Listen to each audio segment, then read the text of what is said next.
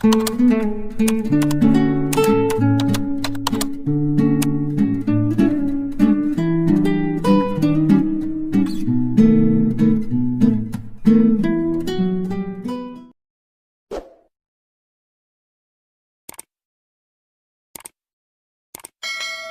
loob ng malawak at minimalistang opisina ni Jersey, tanging ang tunog ng pagtipa niya sa laptop ang maririnig. Ang hangin sa silid ay kontrolado. Amoy ng mamahaling oud at white musk ang kanyang personal na timpla na nagpapakita ng otoridad at yaman. Isang mahinang katok ang bumasag sa katahimikan. Pasok. Maikli at malamig niyang utos nang hindi inaalis ang tingin sa screen. Bumukas ang pinto at pumasok ang isang lalaking naka-formal attire. Maayos ang tindig nito. Hindi masyadong malapad ang balikat, pero bakas ang lakas. Ito si Lance Vargas. Good morning, Miss Castillo. Ako si Lance Vargas, ang bago mong sekretarya. Magalang na pakilala nito. Dito na dahan-dahan nag-angat ang tingin si Jersey. Plano sana niyang bigyan ito ng isang matalim na tingin para masindak agad. Ngunit bago pa man siya makapagsalita, may isang bagay na humagip sa kanyang pang-amoy. Napakunot ang kanyang noo. Bahagyang gumalaw ang kanyang ilong habang sinusuri ang hangin dala ng lalaki. Anong amoy ito? Hindi ito amoy ng mamahaling kulon na madalas gamitin ng mga bilyonaryong nakakasalamuha niya. Hindi rin ito amoy ng mumurahing sabon. Ito'y amoy ng bagong ulan sa tuyong lupa na halos may halong pino at sariwang hangin ng bundok. Amoy na napakalinis, napakanatural, at higit sa lahat, napakapamilyar. Ano ba bang ang gamit mo? Putol ni Jersey sa sinasabi ni Lance. Ang kanyang boses ay puno ng suspetsya. Bahagyang nagulat si Lance sa tanong. Po? Wala po akong gamit na pabango, ma'am. Siguro dahil sa sabon na ginamit ko kanina umaga. Tumayo si Jersey at dahan-dahang lumapit kay Lance. Ang bawat takbang niya ay parang isang maninila nang sinusuri ng kanyang biktima. Huminto siya sa mismong harapan ng lalaki. Sapat na para maramdaman ni Lance ang init ng katawan ng kanyang boss. Inilapit ni Jersey ang mukha sa leeg ni Lance at huminga ng malalim. Nagsisinungaling ka. Bulong ni Jersey. Ang kanyang mga mata nanunuot sa kaluluwa ni Lance. This smell is familiar? Sigurado ako na hindi ito galing sa sabon. Ang nakaka-addict na amoy na ito. Para may tinatagong lihim na pagkatao. Sandaling napatigil ang mundo ni Lance. Ang kanyang puso'y nagsimulang tumibok ng mabilis. Hindi dahil sa takot, kundi dahil sa lapit na mukha ni Jersey. I'm sorry ma'am, hindi ko po alam ang sinasabi niyo. Sagot ni Lance at pilit na pinanatiling kalmado ang kanyang boses. Bumalik si Jersey sa kanyang upuan. Ang kanyang isipan ay naglalayag.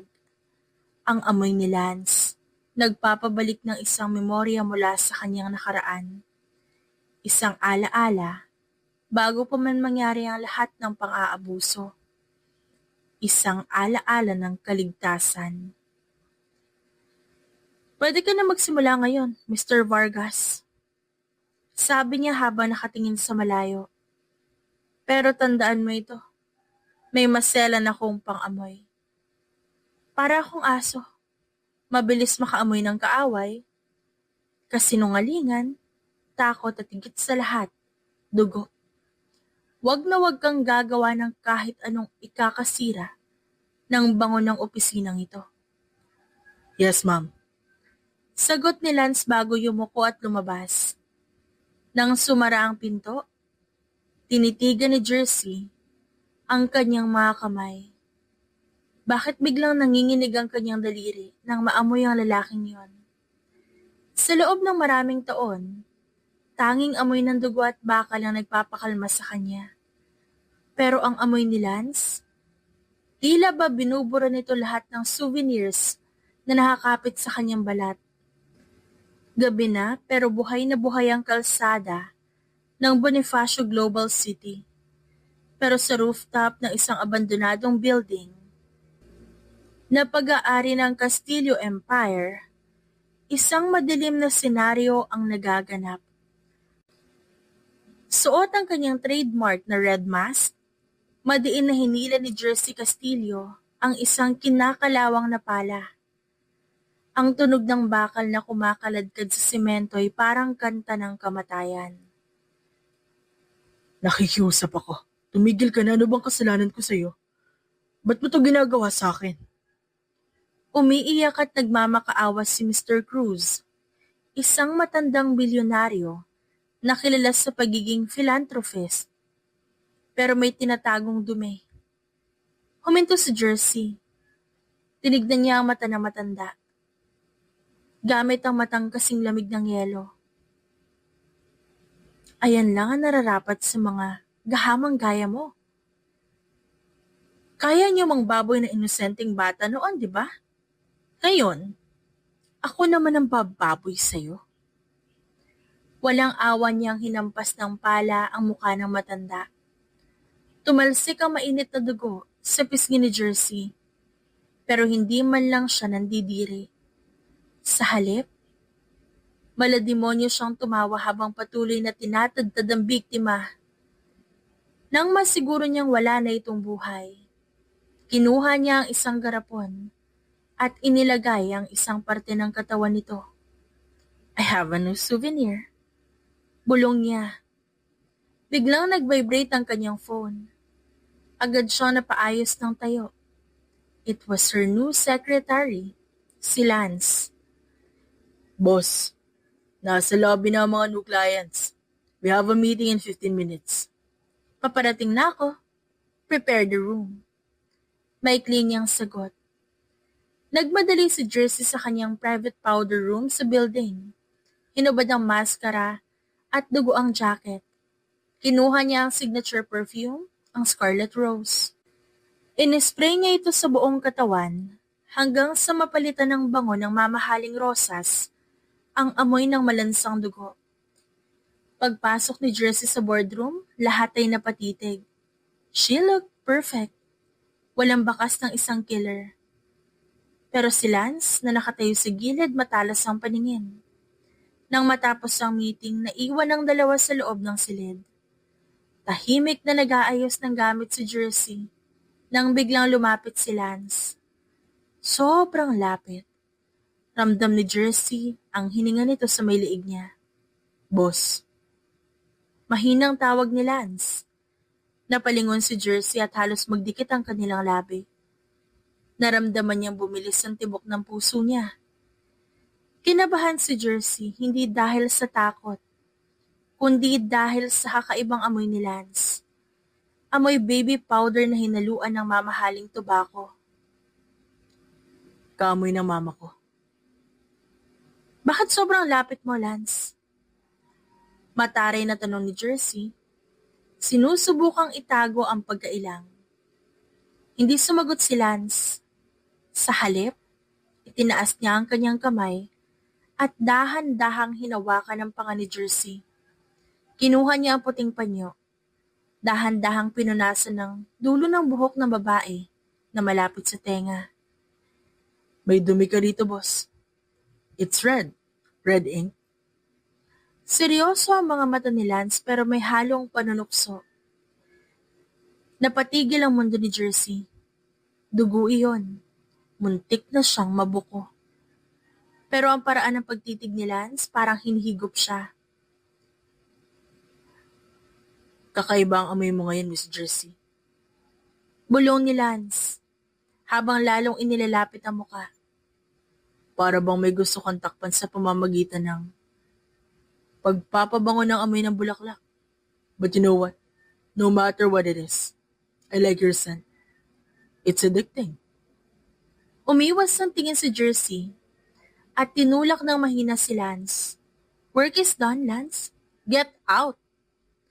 Lumabas si Lance na may nakakalokong ngiti. Pagkasara ng pinto, napahawak si Jersey sa dibdib. Ang urge niyang pumatay ay biglang napalitan ng pagnanais na makasama pa ang kanyang sekretarya. Dangerous. He's dangerous for my heart. Bulong niya sa sarili. Kinabukasan, dinalaw ni Jersey si Doña Sachi sa mansyon nito. Ang matanday nakaupo sa wheelchair, mukhang mahina at payat, pero sa likod ng kulubot nitong balat ay ang babaeng humubog kay Jersey para maging isang reyna sa mundo ng negosyo. Ito ang babaeng nagligtas sa kanya noon sa kalsada, habang kinakamkam na maghaman ang kabuhayan ng kanyang pamilya. Iha, napadalaw ka.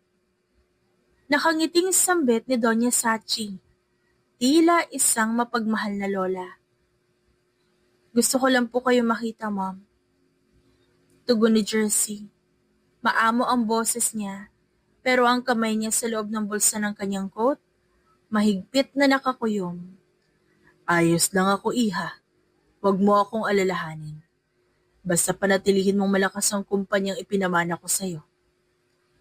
Lumapit si Jersey at niyakap ang matanda. Umiyak siya sa balikat nito. Isang pag-iyak na puno ng pait. Salamat po, Mom. Thank you for treating me like your daughter. I will be strong enough from now on. I will not let anyone harm and use me again. Pero sa isang iglap, ang mainit na yakap, naging kasing lamig ng bangkay. Tumayo ng tuwid si Jersey. Ang kanyang aura ay biglang nagbago. Wala na ang maamong ampon. Ang nakatayo na roon ay ang Lady of the Red Mask. Walang pasabi niyang sinaksak ang hawak na patalim sa likuran ng matanda. Nanlaki ang mga mata ni Doña Sachi. Isa ka rin sa mga nagpahirap sa mga magulang ko. Bulong ni Jersey sa tenga ng matanda. Boses na parang galing sa impyerno. Ang kumpanyang ito. Hindi mo ito pag-aari. Ninakaw mo lang ito sa kanila. Ninakaw mo ang buhay nila. Kaya dapat mawala rin ang buhay mo. You thought you could use me forever? To get my parents' remaining wealth? Not anymore. Sa bandang huli, humingi ng patawad ang matanda bago sumuka ng dugo at tuluyang nalagutan ng hininga. Ngumisi si Jersey. Kinuha ang panyo para punasan ng kutsilyo. I have another souvenir again. Matapos itabi ni Jersey ang madugong panyo sa kanyang bulsa, nilisan niya ang madilim na silid na tila walang nangyari. Ang bango ng kanyang suot na pabango, humalo sa malansang amoy ng paligid. Pagdating sa kanyang penthouse, mabilis siyang naglinis ng katawan, ngunit sa ilalim ng shower, habang umaagos ang tubig, tila naririnig pa rin niya ang huling salita ni Sachi. Patawad, Iha. Nang makatulog, hindi katahimikan ang sumalubong sa kanya, kundi isang bangungot na matagal niyang ikinulong sa baol ng kanyang isipan. Sa kanyang panaginip, hindi siya ang makapangyarihang bilyonaryo. Siya si Kite, ang 7 taong gulang na batang may malalaking mata at punong-puno ng pangarap. Nasa loob siya ng isang masikip na bodega. Maamoy ng alikabok at kalawang. Sa harap niya isang lalaking pamilyar ang boses. Isang boses na dapat nagbibigay ng seguridad, ngunit takot ang dala. Huwag po, nasasaktan po ako. Tikbi ng batang si Kite habang nakasiksik sa sulok. Walang nakinig. Ang bawat hagupit ng sinturon, tila naging musika sa pandinig ng kanyang abusadong kamag-anak. Sa bawat latay ng kanyang balat, doon unti-unting namamatay ang anghel sa kanyang puso at isinisilang ang isang demonyo. Sa gitna ng panaginip, ang mukha ng abusadong lalaki biglang nagbago at naging mukha ni Sachi. Ang paghingi nito ng tawad bago mamatay ay umaalingaw-ngaw sa buong bodega. Huli na. Huli na ang lahat para sa patawad. Bulong ng batang kahit sa kanyang panaginip. Ngunit ang boses na lumabas ay ang boses na ni Jersey sa kasalukuyan. Napabalikwa siya ng bangon. Pawis na pawis at mabilis ang paghinga. Sa dilim ng kanyang silid, may nakita siyang anino sa gilid ng pinto. Ma'am Jersey, okay lang po ba kayo? Narinig ko kayong sumisigaw. Boses yun ni Lance. Dali-daling pinunasan ni Jersey ang kanyang luha. Ibinalik ang kanyang malamig at matigas na aura. I'm fine, Lance. It's just a dream. Get out. Ngunit sa kabila ng pagtataboy niya, alam ni Jersey na unti-unti nang nayayanig ang kanyang mundo. Ang maskarang suot niya sa harap ng madla, tila unti-unti nang nagkakabitak dahil sa mga sugat ng nakaraan na ayaw siyang tantanan. Isang linggo na ang nakalipas mula nang magsimula si Lance Vargas at unti-unti nang nauubos ang pasensya ni Jersey. Hindi lang basta sekretary si Lance. Ito'y parang anino na hindi napapagod. Sa umaga, bago pa man makarating si Jersey sa opisina, handa na ang kanyang kape. Sakto ang tamis, sakto ang init at sakto ang bango. Sa gabi, kahit tapos na ang trabaho, naroon pa rin ito. Miss Castillo, may charity gala kayo mamaya 8 p.m. Ihahanda ko na po ba ang sasakyan? Hindi na kailangan, Lance. I have personal matters to attend to. You can go home. Ito ang pagkakataon niya. Nakatanggap siya ng impormasyon tungkol sa kinaroroonan ni Don Manuel. Isa sa mga matatandang gahaman na sangkot sa pagbebenta ng mga bata noon sa itim na merkado. Ang lalaking dahilan kung ba't siya may mga latay sa likod. But ma'am, instruction po ng board of directors, kailangan nyo na escort dahil sa mga banta sa buhay nyo, kamakailan. I cannot leave you alone. Nagtagis ang ngipin ni Jersey. I am the boss, Lance. My word is law. And I'm your secretary, ma'am. My job is your safety. Sagot ng lalaki sabay ngiti ng malapad. Isang ngiti na tila nakakabasa ng isip niya. Gabi na? Suot ni Jersey ang kanyang tactical suit sa ilalim ng isang mahabang trench coat. Ang kanyang red mask nakatago sa loob ng kanyang bag. Nasa labas siya ng isang abandonadong bodega. Kung nasaan ang kanyang biktima. Ilalabas na sana niya ang kutsilyo nang biglang bumukas ang pinto ng kanyang kotse. Ma'am, heto po ang kape nyo. Napansin ko kasi medyo nanginginig kamay nyo kanina, baka kulang sa asukal. Napatalon si Jersey sa gulat. Si Lance nakatayo ito sa labas ng kotse. May hawak na paper cup at may malapad ng ngiti. Bakit ka nandito? Sabi ko umuwi ka na. Bulyaw ni Jersey dito. Sinundan ko po yung GPS sa sasakyan nyo, ma'am. Akala ko po naligaw kayo dito sa squatters area. Mapanganib po rito para sa isang bilyonaryong katulad nyo. Hindi makapaniwala si Jersey. Naroon ang target niya sa loob ng bodega. Maririnig na niya ang tawanan ng mga tauhan ni Don Manuel. Pero heto si Lance, inaalok siya ng kape. Lance, umalis ka na ngayon din. Hindi po ako aalis. Hanggat di kayo sumasama sa akin pabalik ng penthouse.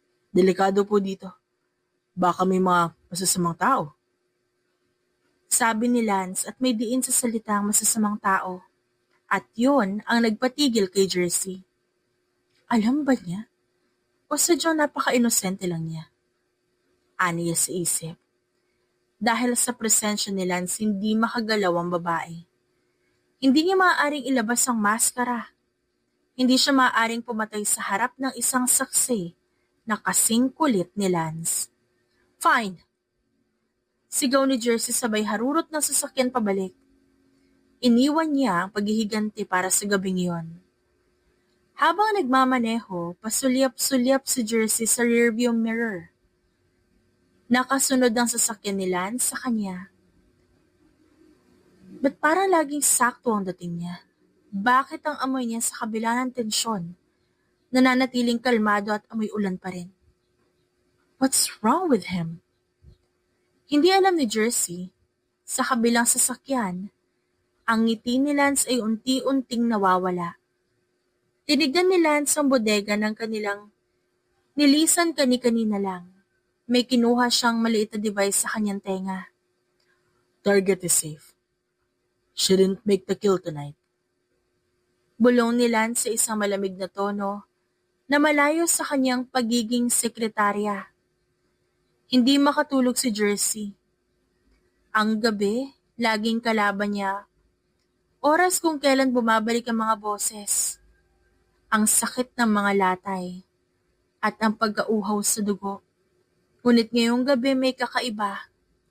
Habang nagtatrabaho siya sa kanyang home office sa penthouse, pumasok si Lance dala ang isang baso ng mainit na gatas. Ma'am, lampas madaling araw na. Kailangan niyo na magpahinga. Imbis na buliwan nito gaya ng dati na patigil si Jersey. Habang papalapit si Lance, ang hangin sa paligid niya ay tila nagbabago. Ang amoy ni Lance ay pinaghalong petrichor at sariwang hangin na unti-unting pinalalayas ang amoy ng bakal at dugo na laging nananatili sa imahinasyon ni Jersey.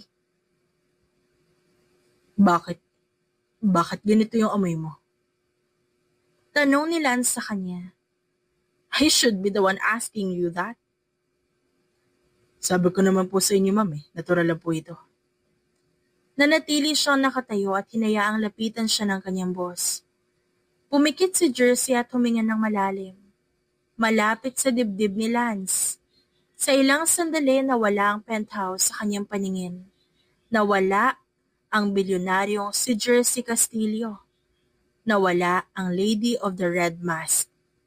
Sa kanyang isip, bumalik siya sa edad na 5. Hindi pa siya nasasaktan. Wala pa ang mga halimaw. Nasa ilalim siya ng malaking puno ng nara. Pagkatapos ng malakas na ulan, nakasandal siya sa kandungan ng isang babaeng may malambot na kamay at matatamis na ngiti. Ang kanyang ina. Ang kanyang ina na amoy ulan. Amoy lupa at amoy ng kalayaan. Yun ang huling beses na nakaramdam si Jersey ng totoong kaligtasan bago ito kinuha sa kanya ng tadhana. Tandaan mo, Kite, ang ulan ay naglilinis ng lahat ng dumi sa mundo. Anang kanyang ina noon. Nang idilat ni Jersey ang kanyang mga mata, basang-basa na ang kanyang pisngi. Nagulat siya. Ilang taon na ba siyang hindi umiiyak? Sa harap ng isang sekretarya na halos hindi niya kilala, bumagsak ang kanyang mga pader. Ma'am Jersey, umiiyak po ba kayo? Bakas ang pag-aalala sa boses ni Lance. Inangat nito ang kamay para sana punasan ang luha ni Jersey, pero agad ding nag-atubili. Don't. Just stay there for a minute. Huwag kang aalis. Sa unang pagkakataon, hindi naramdaman ni Jersey ang kagustuhang pumatay. Ang kanyang psychotic urge, tila napatulog ng presensya ni Lance. Para siyang isang adik na nakahanap ng bagong droga. Isang amoy na hindi nakamamatay, kundi nakagagamot. I'm here, ma'am. I'm not going anywhere. Sa dilim ng silid, isang katanungan ang pumasok sa isip ng dalaga. Sino ka ba talaga, Lance Vargas? Ba't ikaw lang ang nakakapagpatahimik sa mga demonyo sa utak ko? Ngunit sa kabila ng kapayapaan natatakot si Jersey. Dahil kapag naging malapit siya sa isang tao, nagiging mahina siya. At para sa isang killer na katulad niya, ang kahinaan katumbas ng kamatayan. Habang mahimbing na natutulog si Jersey sa kanyang penthouse sa unang pagkakataon, hindi siya binangungot dahil sa presensya ni Lance. Marahang lumabas ang lalaki patungo sa balkonahe. Kinuha ni Lance ang kanyang cellphone at binuksan ang isang naka-encrypt na file. Sa screen, lumabas ang litrato ng isang magandang babaeng nakasuot ng medical gown. Si Elena, ang kanyang namatay na kasintahan. Malapit na Elena. Bulong niya sa hangin. Hindi alam ng mundo at lalong hindi alam ni Jersey na si Lance Vargas ay hindi isang ordinaryong aplikante. Siya ay isang double board certified doctor. Isang henyo sa larangan ng cardiothoracic surgery at psychiatry. Bago siya naging sekretarya, siya ang pinakabatang chief surgeon sa isang sikat na ospital. Kaya niyang mag-opera ng puso ng walang panginginig ang kamay. Kaya niyang basahin ang utak ng isang tao sa pamamagitan lang ng paggalaw ng mga mata. 3 taon na ang nakalipas nang mamatay si Elena sa isang aksidente sa loob ng isang laboratory. Ngunit bilang isang doktor, alam ni Lance na hindi yon aksidente. May nakitang ebidensya si Elena tungkol sa isang illegal na transaksyon ng mga organ traffickers at mga gahamang bilyonaryo na gumagamit ng kemikal mula sa pabango para itago ang kanilang mga krimen. Lahat ng mga pangalang nasa listahan. Unti-unting naglalaho at pinapatay ng isang misteryosong babaeng nakapulang maskara. Bumalik si Lance sa loob at tiningnan ng natutulog na si Jersey. Nakaupo siya sa gilid ng kama. Ang kanyang mga matay hindi nagpapakita ng amo ng isang sekretarya, kundi talas ng isang psychiatrist. Simula pa lang alam na ni Lance ang kondisyon ni Jersey, kaya siya nag-apply sa kumpanya nito para gamitin ang yaman at koneksyon ng babae para mahanap ang utak sa likod ng pagkamatay ni Elena. Ngunit may isang bagay na hindi niya inaasahan, ang mapalapit sa pasyente. You have a severe psychotic disorder triggered by childhood trauma, Jersey. Ani Lance sa isip. At ako lang may kakayahang gamutin ka o sirain ka. Alam na ni Lance na si Jersey ang The Lady of the Red Mask. Alam niya mga souvenirs nito ay ang mga taong pumatay din sa kanyang kasintahan. Magkapareho sila ng layunin, ngunit magkaiba ng paraan. Si Jersey gumagamit ng kutsilyo, si Lance gumagamit ng talino at siyensya. Kinuha ni Lance sa isang maliit na ringgilya mula sa kanyang secret compartment.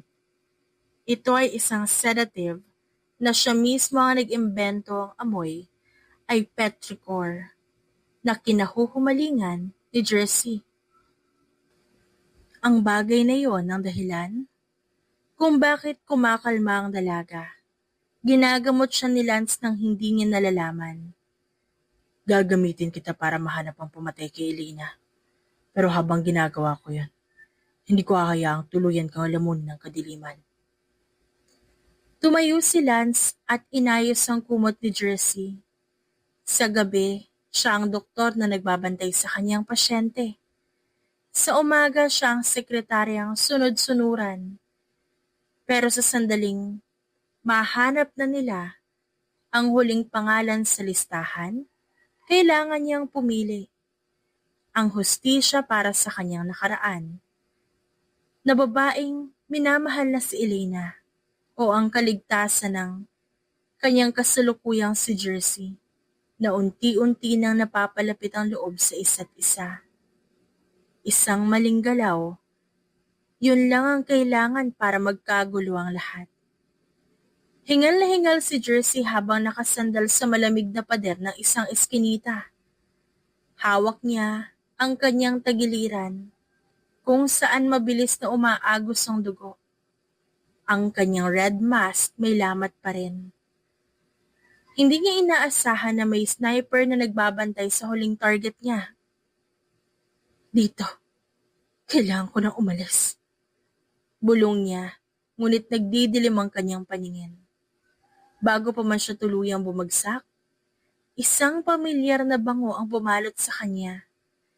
Amoy ng ulan, amoy ng kaligtasan. I got you, Jersey. Don't close your eyes.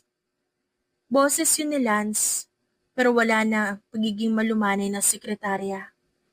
Ang boses nito, ngayon ay malamig, otoritatibo, at puno ng kaba.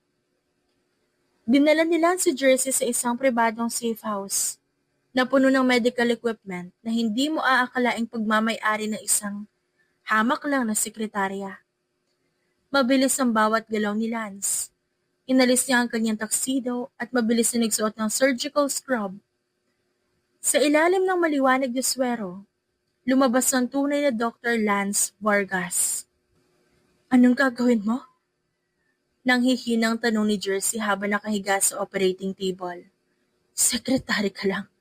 Huwag kang makialam. Hindi siya sinagot ni Lance. Sa halip, kinuha nito ang isang scalpel. Ang kamay na madalas sumawak sa folder at kape ni Jersey, wala nang panginginig. I'm a heart surgeon, Jersey. And right now, I'm the only one who can keep your heart beating. Habang inooperahan nila si Jersey, nakita niya ang mga lumang peklat sa likod ng dalaga at ang mga sugat mula sa pang-aabuso ng bata pa ito. Kumirot ang puso ni Lance. Bilang isang psychiatrist, naiintindihan niya ngayon ang lalim ng trauma na nagtulak kay Jersey na maging isang mamamatay tao. Matapos ang 3 oras na operasyon, ligtas na si Jersey. Habang nagpapahinga ang dalaga, naupo si Lance sa tabi nito, hawak ang dugo ang maskara ng babae. Nang magising si Jersey, ang una niya nakita ay si Lance na naglilinis ng surgical tools. Sino ka ba talaga? Tanong ni Jersey at ang boses ay puno ng pagdududa at takot. Ako ang lalaking pumasok sa buhay mo para maghiganti para kay Elena. Pero ako rin ang doktor na hindi ka hahayaang mamatay. Ikaw ang babaeng unti-unti kong ginagamot. Ikaw din ang nagpapalimot sa akin ng sakat na nakaraan. Nanahimik ang paligid, ang maskara ng bilyonaryo at ang lihim ng sekretarya pareho nang nahulog. Ngayon, dalawa na lamang silang ligaw na kaluluwa na naghahanap ng katarungan sa mundong puno ng dumi. 1 linggo matapos ang operasyon, hindi na mapigilan ni Jersey ang kanyang sarili. Kahit na may benda pa ang kanyang tagiliran, sinuot niya na ang tactical suit. Ngunit bago niya maabot ang kanyang red mask, isang kamay ang humawak sa braso niya. Hindi ka aalis na mag-isa. Sabi ni Lance, hindi na siya nakasuit. Suot nito ang isang itim na hoodie at may dalang tactical medical kit. Pabigat ka lang, Lance. Doktor ka, hindi ka mamamatay tao. Buliyaw ng babae. Ngumisi si Lance. Isang ngisi ngayon lang nakita ni Jersey. Hindi ko kailangan pumatay para mapatumba ang kalaban. Bilang psychiatrist, alam ko kung saan sila mahina. Bilang surgeon, alam ko kung saan ugat sila dapat tamaan para hindi na makatayo. Sa unang pagkakataon, naramdaman ni Jersey ang kakaibang kumpiyansa. Hindi na siya nag-iisa sa dilim. Ang huling target, si Don Gustavo.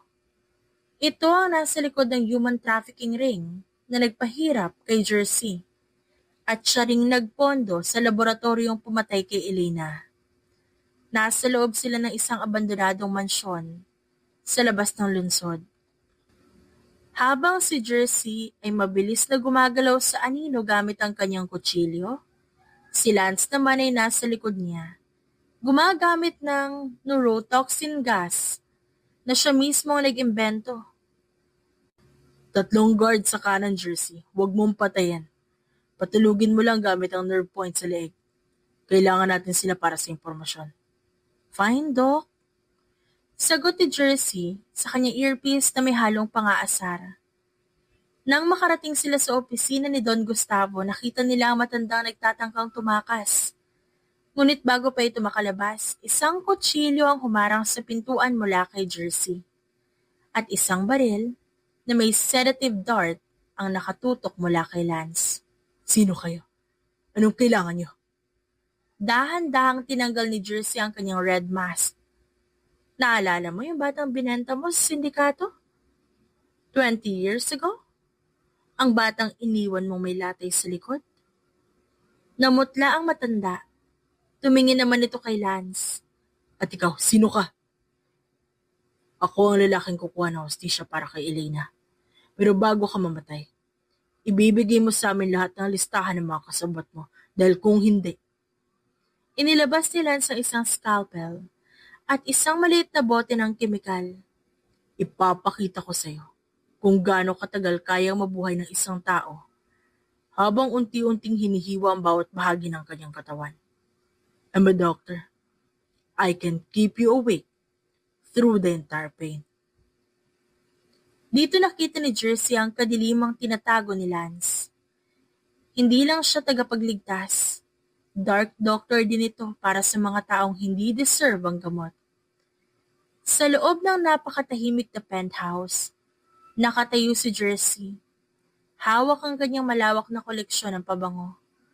Hawak niya ang isang bote. Ngunit hindi ang bango nito ang iniisip niya. Ang utak niya ay parang isang sirang plaka na paulit-ulit nagpapatugtog ng isang katanungan. Sino ako sa buhay ni Lance?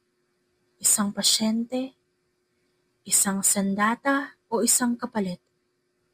Kaaalis lang ni Lance para bumili ng medical supply at naiwan si Jersey kasama ang kanyang mga souvenir. Sa tuwing naaalala niya ang pag-aalaga ni Lance, sumasagi rin sa isip niya ang mukha ni Elena, ang babaeng namatay na naging mitya ng lahat ng plano ng lalaki. Hindi niya ako mahal. Bulong ni Jersey sa sarili, habang hinahaplos ang matalim na dulo ng kanyang kutsilyo. Ginagamit niya lang ang psychotic disorder ko para maging executioner niya. Ako ang dumi sa kamay niya, habang mananatiling malinis sa doktor. Ang isang katulad niya.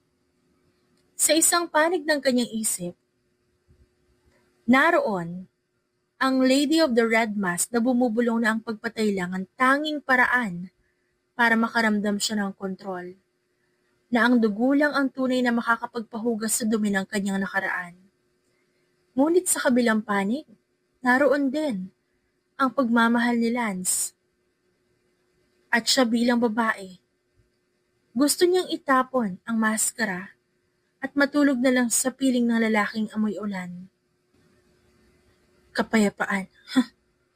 Paano ako magkakaroon ng kapayapaan sa piling ng taong tanging koneksyon sa akin ay ang paghihiganti para sa ibang babae? Nang bumukas ang pinto, pumasok si Lance na may dalang mga gamot. Agad niyang napansin ang tensyon sa balikat ni Jersey. Jersey, kailangan mo nang inumin ang sedative mo. Masyado mabilis ang tibok ng puso mo. Malumanay na sabi ni Lance, ang boses ng isang doktor na tila nagpapakalma ng isang pasyente.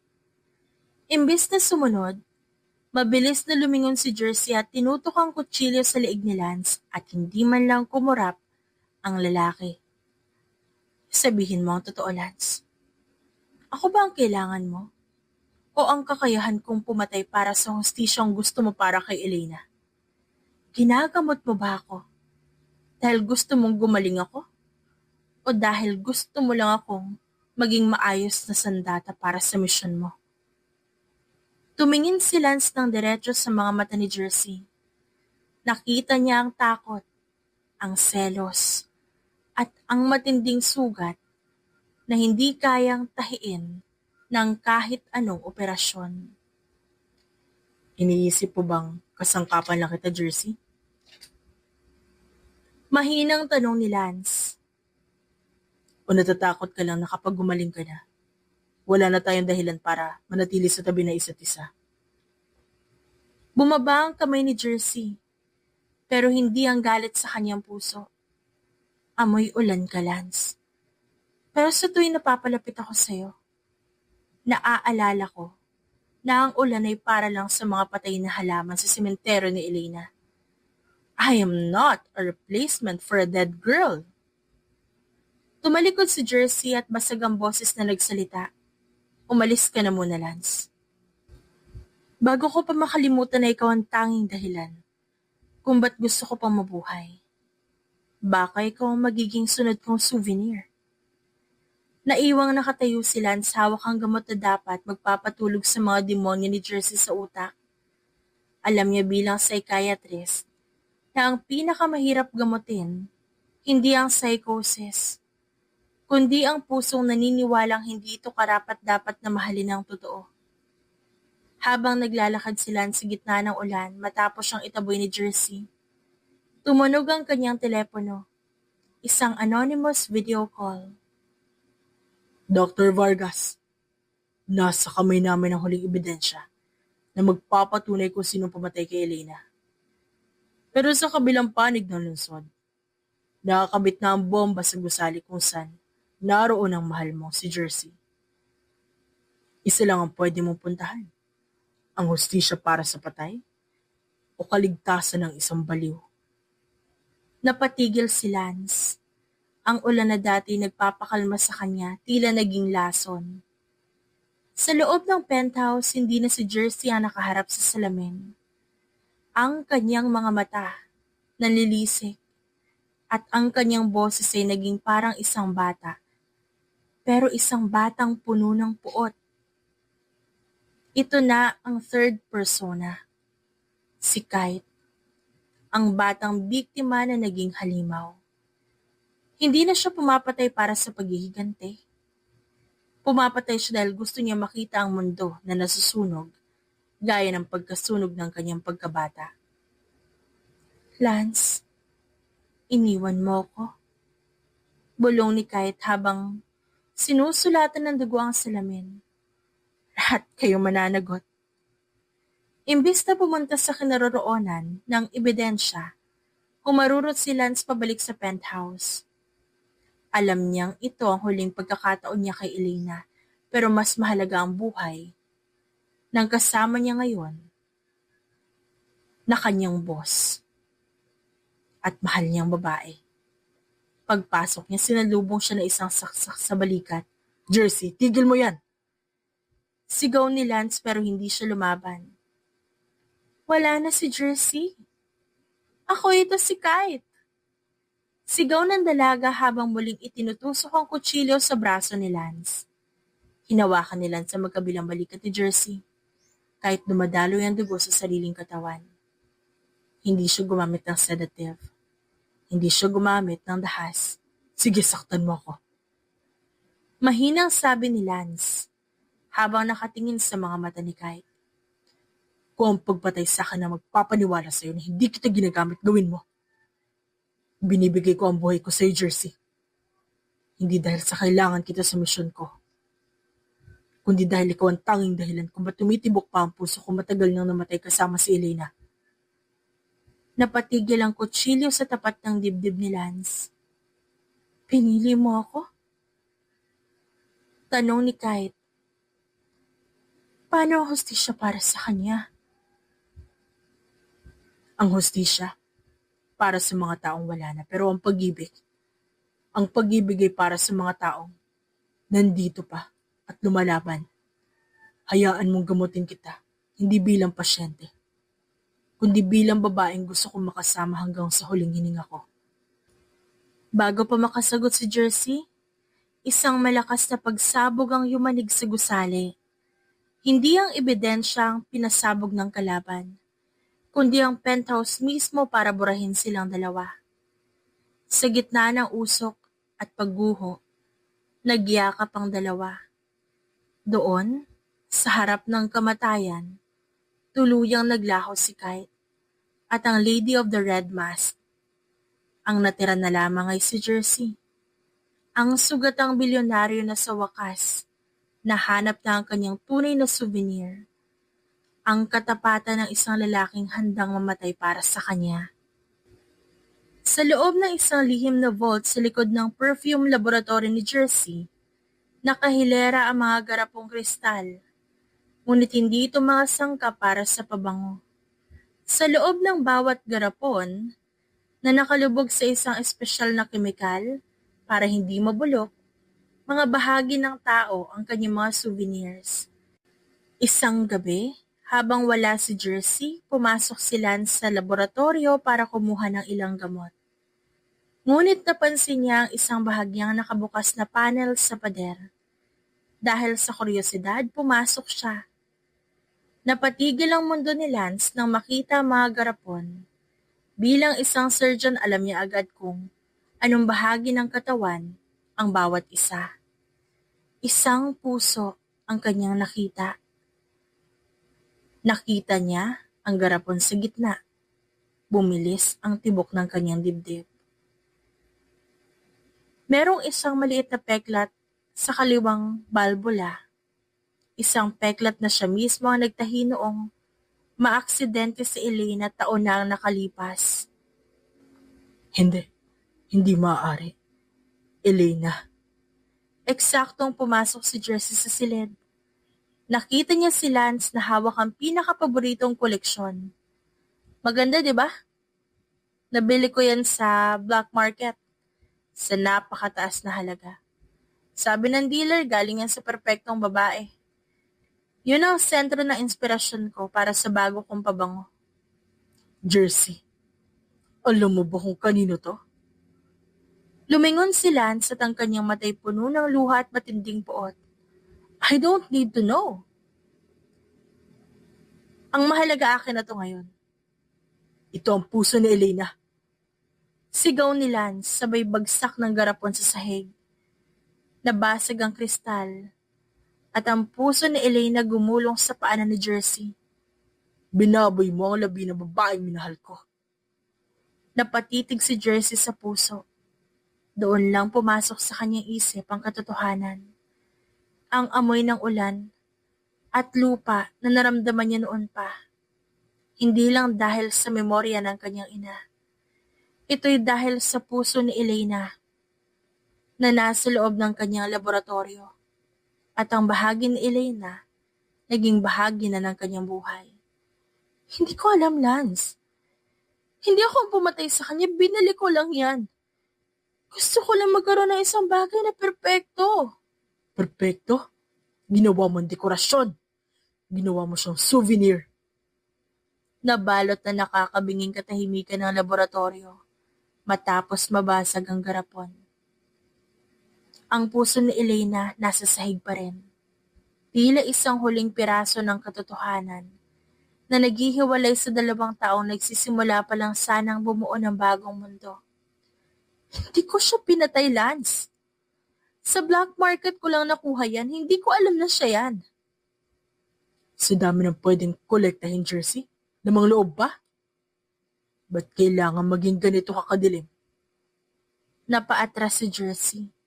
Bawat salita ni Lance para siyang sinampal. Akala ko ba naiintindihan mo ko? Akala ko ba kaya mong tanggapin kahit ano pa ako? Tumingala si Lance at ang nakita ni Jersey hindi ang mapagmahal na doktor, kundi isang lalaking puno ng pandidiri. May hangganan ng pag-unawa, Jersey. Ang koleksyong ito. Ito'y hindi na sakit. Kasalanan na to. Doon gumuho ang lahat para sa babae. Ang kapayapaan na nararamdaman niya sa piling ni Lance biglang naglaho. Napalitan ng mapait na amoy ng pagkakanulo. Ngayon alam ko na. Ginamit mo lang ako. Ginamit mo ang yaman ko, ang koneksyon ko at pagiging killer ko para mahanap mo ang hustisya para sa kanya. Ngayon hanap mo na yung puso niya. Tapos na, di ba? Tapos na ako. Jersey, hindi ganyan. Huwag mo akong hawakan. Hindi mo kailanman ako minahal. Ang minahal mo, yung pagkakataong mahanap siya sa pamamagitan ko. Para sa'yo. Isa lang akong kaso na kailangan gamutin. Isang eksperimento, isang mapanganib na hayop na kailangan lagyan ng busal. Tumalikod si Jersey. Ang kanyang mga matay naging kasing lamig ng yelo. Ang kanyang psychosis, unti-unti nang bumabalik pero sa pagkakataong ito, wala itong kasamang amoy ng ulan. Wala na itong kasamang Lance. Pinatunayan mo lang ang sinasabi ng mga boses sa utak ko, Lance, na sa huli wala magmamahal sa isang katulad ko, na ang lahat ng lumalapit sa akin may kailangan lang. Kinuha ni Jersey ang kanyang red mask na nakapatong sa mesa. Sinuot niya ito nang walang pag-aalinlangan. Umalis ka na, Dr. Vargas. Ilibing mo ang puso ng babaeng mahal mo at huwag na huwag ka nang babalik. Dahil sa susunod na magkita tayo. Hindi na ikaw ang sekretarya ko at hindi na kita tagapagligtas. Ikaw na ang magiging susunod na biktima ng Lady of the Red Mask. Dahil sa pag-apak mo sa kaisa-isang bagay na meron ako. Ang tiwala ko. Lumabas si Jersey sa laboratorio. Iniwan si Lance na mag-isa sa dilim. Matapos ang gabing yon, naglaho ang bilyonaryong si Jersey Castillo. Ang penthouse na dati amoy ulan, binalot ng amoy ng luma at matapang na kemikal. Si Jersey ay tuluyang nilamon ng ikatlong persona. Mas malala pa ito sa Lady of the Red Mask. Sabi mo lang, psycho ako, di ba? Sige, ibibigay ko sa iyo ang hinahanap mo. Sa loob ng isang linggo, sunod-sunod na bangkay ang natagpuan sa lungsod. Pero may kakaiba sa mga ito. Lahat sila nawawala ng puso. Ang Lady of the Red Mask naging usap-usapan na naman. Ang bawat pagpatay niya, tila isang mensahe para kay Lance Vargas. Samantala, ang organisasyong kinabibilangan ni na Jersey, ang lihim na lupo ng mga bilyonaryo na nagpopondo sa kanyang mga operasyon, nagsimula ng magduda. Para sa kanila, naging loose cannon na si Jersey. Masyado ng maingay. Miss Castillo is becoming a liability. And Dr. Vargas, he knows too much. He is the reason why she's breaking down. Ang order? Iligpit si Lance Vargas. At sino ang inutusan nila? Walang iba, kundi ang pinakamagaling nilang asset. Nakatanggap na si Jersey ng isang itim na envelope. Sa loob ay ang litrato ni Lance. Ngumisi siya. Yon ang kanyang huling target. Ang kanyang mga matay walang bahid ng pagmamahal. Tanging ang nanunuot na lamig ng isang killer. Dr. Vargas, it's time for your final check-up. Natagpuan ni Jersey si Lance sa sementeryo. Sa harap ng puntod ni Elena kung saan inilibing ni Lance ang puso nito. Umulan ng malakas, gaya ng gabi ng kanilang unang pagtatagpo. Pero sa pagkakataong ito, hindi na tumigil ang panginginig ng kamay ni Jersey dahil sa amoy ni Lance. Jersey. Mahinang tawag ng lalaki nang maramdaman niya ang presensya ng dalaga sa likod niya. Alam kong ikaw yan. Alam ko nandito ka para tapusin ako. Itinutok ni Jersey ang kanyang baril sa likod ng ulo ni Lance. Sabi mo, binaboy ko ang labi ng babaeng minahal mo. Ngayon magsasama na kayo para maging perpekto na ang koleksyon ko. Gawin mo. Pero bago mo ako barilin, basahin mo ito. Nahanap ko na ang tao nagbenta sa'yo ng puso ni Elena. Napatunayan ko na nagsasabi ka ng totoo. Nanigas si Jersey. Huli na ang lahat, Lance. Pinatay mo na ang taong naniwala sa'yo. Alam ko. Kaya nga hindi ako lalaban. Kung ang kamatayan ko magpapatahimik sa mga demonyo mo, sige. I'm sorry, Jersey. I failed you as a doctor. And I failed you as the man who was supposed to love you more than his past. Sa madilim na sementeryo, binalot ng tunog ng putok ng baril ang buong paligid. Bumagsak si Lance. Walang galaw, habang hawak ang kanyang dibdib. Malamig na tinignan ni Jersey ang dugo ang katawan ng lalaki. Mabilis niyang kinuha ang surgical kit. Sa harap ng mga espiyang nakamasid sa dilim, dinala ni Jersey ang garapon sa pinakamataas na puno ng black market, ang tinaguriang The Collector. Siya ang utak sa likod ng organ trafficking at ang taong pumatay kay Elena. Heto na ang puso ni Dr. Lance Vargas. Tapos na ang problema niyo ngayon. Ibigay niyo na sa akin ang kabayaran ko. Napakaganda. Ang puso ng taong nagtangkang sumira sa negosyo ko. Hindi alam ng kolektor, ang puso sa loob ng garapon ay hindi kay Lance. Dahil sa tulong ni Lance, gamit ang kanyang kaalaman bilang surgeon, kumuha sila ng heart donor mula sa laboratorio ng may parehong blood type. At ang pagbaril kay Lance, sadyang idinaan sa bahaging hindi nakamamatay. Gamit ang blood squibs at sedatives para magbukang patay ang doktor. Habang hawak ng kolektor ang garapon, biglang bumukas ang lahat ng screen sa kanyang opisina. Lumitaw ang mukha ni Lance Vargas. Buhay, maayos, at nasa loob ng secret vault ng kolektor kung nasaan ang lahat ng ebidensya. Nagustuhan mo ba regalo namin, Don Manuel? Tignan mo mabuti ang DNA tag sa ilalim ng garapon. Hindi yan sa akin. Yan ang puso ng anak mong nawala 3 taon na nakalipas. Ang anak mong ipinapatay mo mismo dahil akala mo siya nagkanulo sa'yo. Nanlaki ang mga mata ng kolektor. Anong? Hindi! Dito na tinanggal ni Jersey ang kanyang maskara at ngumiti ng napakabangis. You like souvenirs, right? Well, that's your final souvenir. My secretary isn't that, but your empire is. Kasabay ng pagdating ng mga otoridad na tinawagan ni Lance, mabilis na lumabas si Jersey.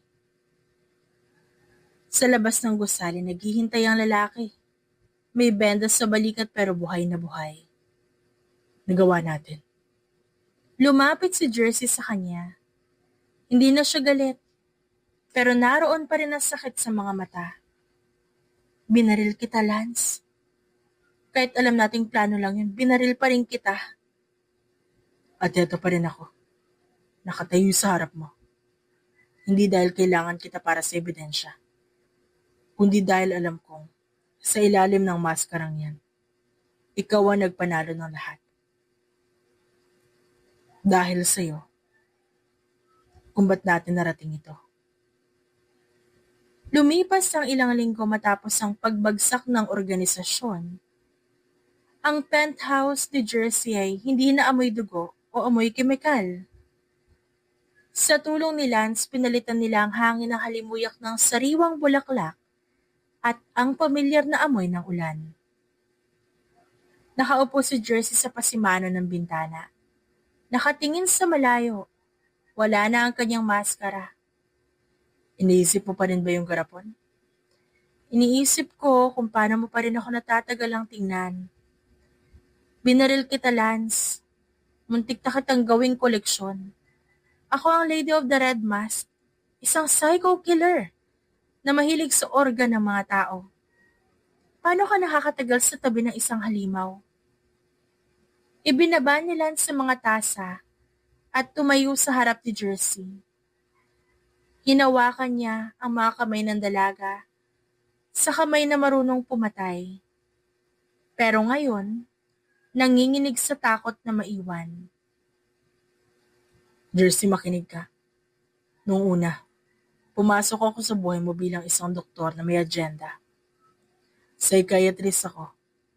Kaya ang tingin ko sa'yo, isang case study na kailangang ayusin. Isang puzzle na kailangan mabuo.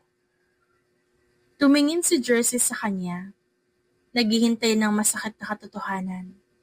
Pero habang tumatagal, hindi na yung sakit mo ang nakikita ko. Nakikita ko yung babaeng pilit na nagtatago sa likod ng yaman. At maskara dahil natatakot siyang saktan ulit.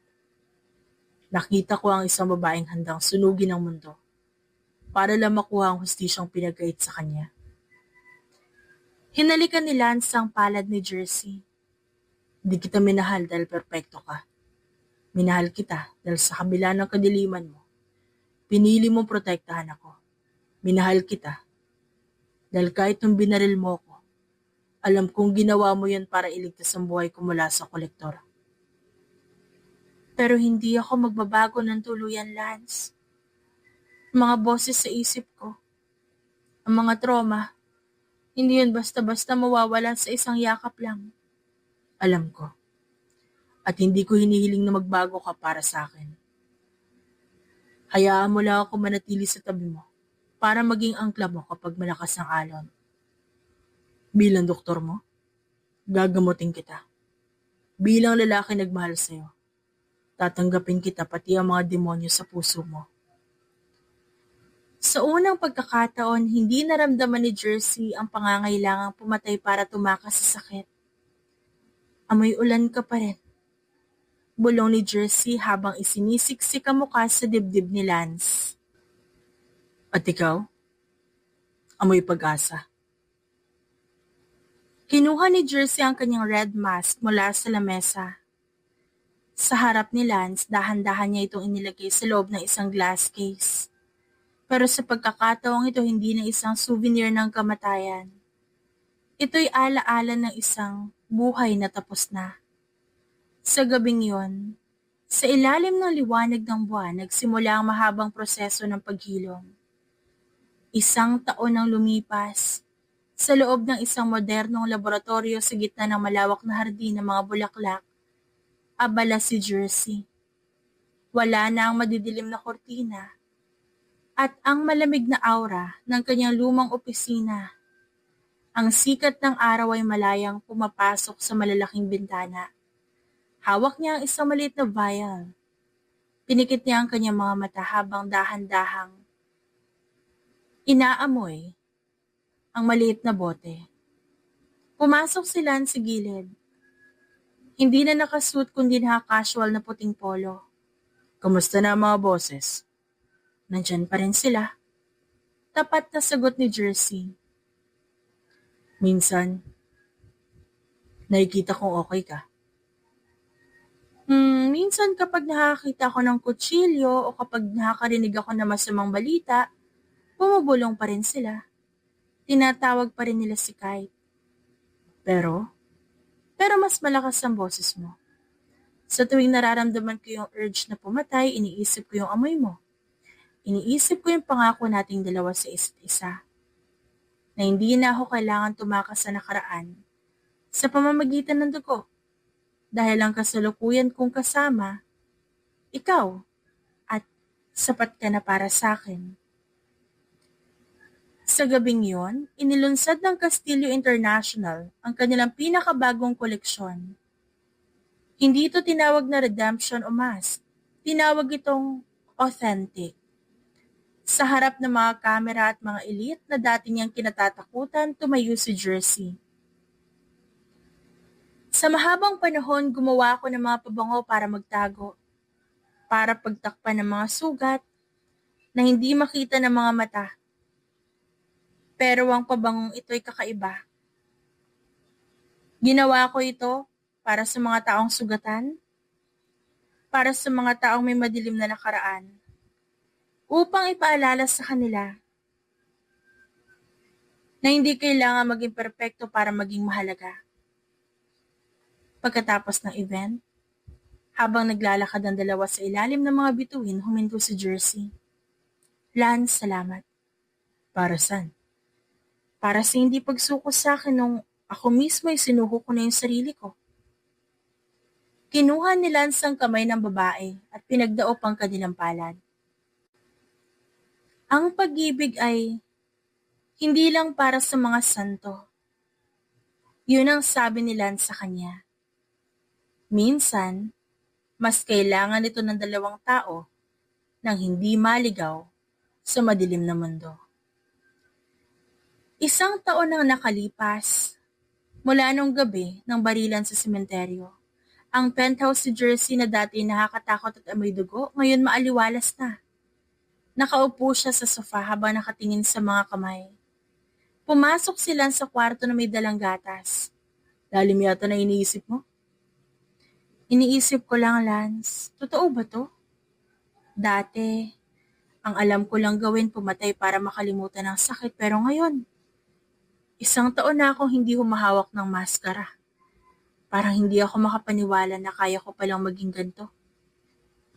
Sabi ko naman sa'yo, di ba? Di ka naman masamang tao talaga. Nasaktan ka lang noon kaya naging ganyan ka. Pero tignan mo ngayon, masaya ka na. Yumuko si Jersey at huminga ng malalim. Minsan natatakot pa rin ako. Kapag nagagalit ako, kapag naaalala ko yung tao na nakit sa akin, gusto ko pa rin kumuha ng kutsilyo. Normal lang yun, Jersey. Hindi naman nawawala ang trauma sa isang snap lang. Pero ang mahalaga, hindi mo sinusunod ang boses na yon. Alam mo, ikaw lang ang nakagawa ng ganito sa akin. Yung pabango ko dati, ginagamit ko para itago yung amoy ng dugo sa katawan ko.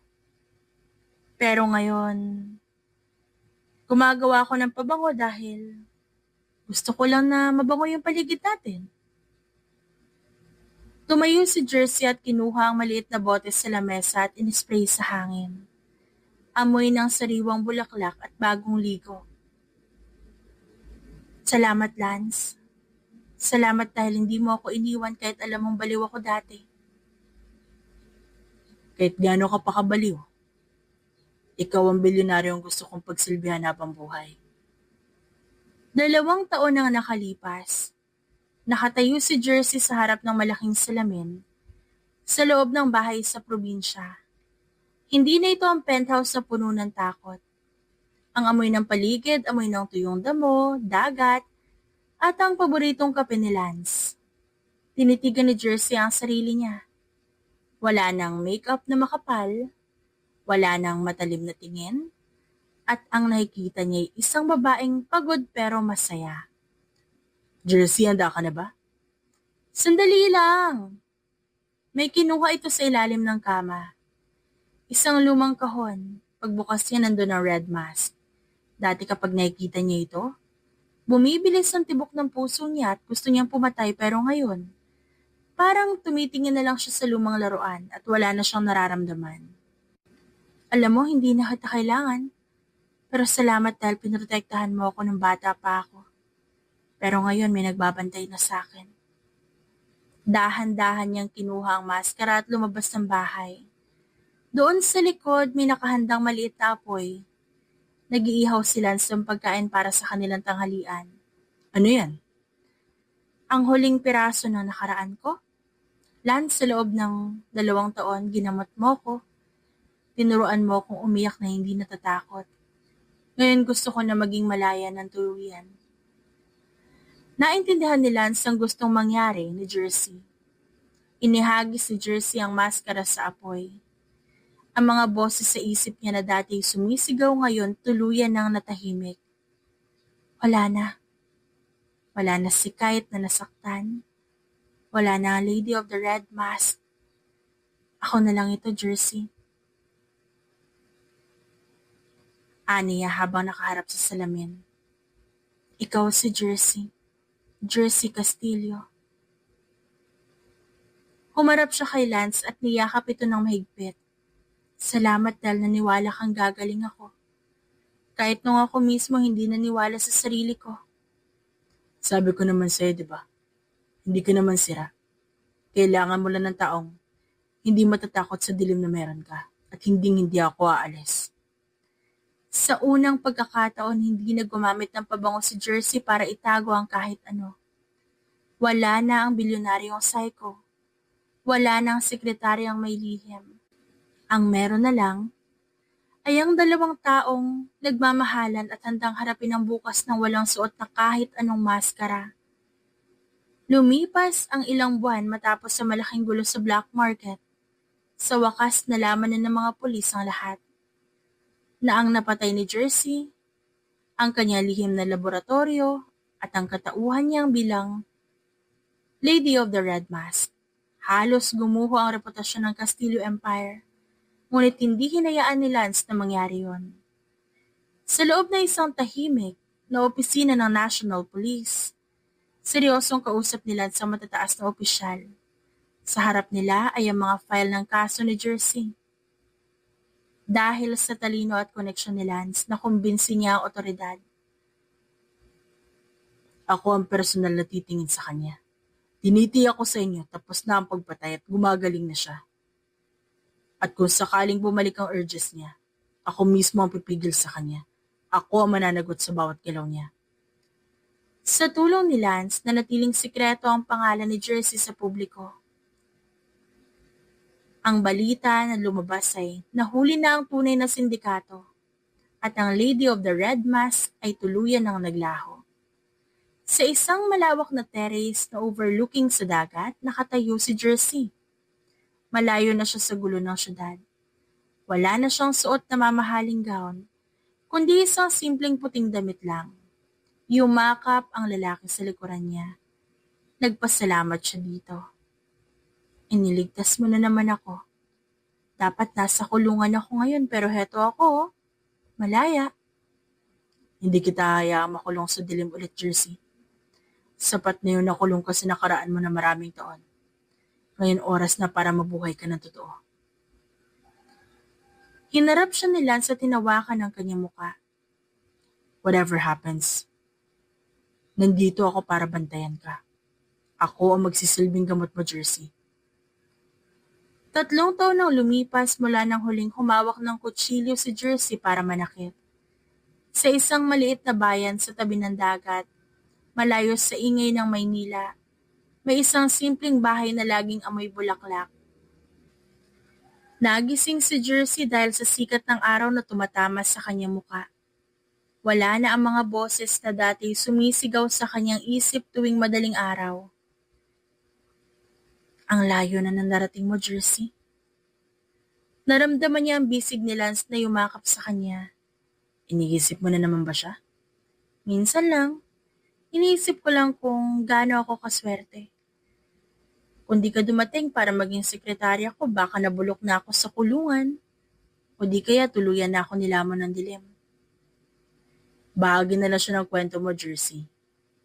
Ang bida, ikaw na. Ang Jersey na marunong magtanim ng rosas, imbis na maghanap ng hustisya. Lance? Bakit? Salamat dahil naging doktor ka. Naging sekretarya ka.